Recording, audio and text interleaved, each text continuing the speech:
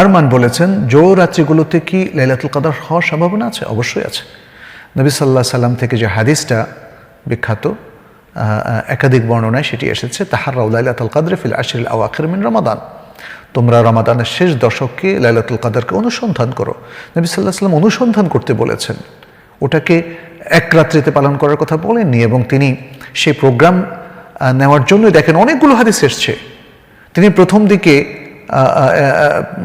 এটাও সহি একটা হাদিস, তিনি বলেছেন যে ইতাকাফতু ফিল আশরিল আউয়াল মিন রমাদান আলতামিসুহা, আমি রমাদানের প্রথম দশকে ইতিকাফ করেছি লাইলাতুল কদরকে অনুসন্ধান করতে গিয়ে।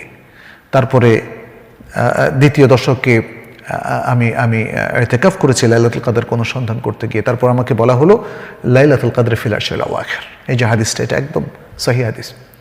তাহলে এর অনেকগুলো ভাষ্য আছে, বুখারী মুসলিমের মধ্যে এর অনেকগুলো ভাষ্য আছে। তাহলে দেখা গেল যে রাসূল সাল্লাল্লাহু আলাইহি সাল্লাম পুরো রমাদান মাস চষে বেরিয়েছেন লাইলাতুল কদরের অনুসন্ধানে, এবং তাকে পরিশেষে যখন বলা হলো আল আশরুল আওয়াখির, শেষ দশকে, তখন তিনি শেষ দশকে ইতিকাফ একদম জীবনের শেষ বছর পর্যন্ত করলেন।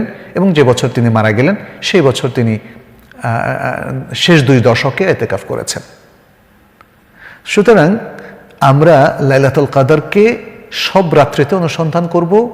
এই দশকের মধ্যে যতগুলো জোড় রাত্রি আছে এবং যতগুলো বিজয় রাত্রি আছে।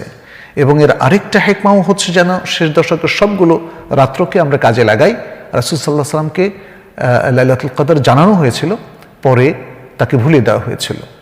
তাহলে আল্লাহ সুবহানাহু ওয়া তাআলা যে ভুলিয়ে দিলেন, তার হিকমতটা এই যে মুসলিমরা যেন শেষ দশক পুরোটাই কাজে লাগায় এবং লাইলাতুল কদরের অনুসন্ধানে তারা ব্যাপৃত থাকে।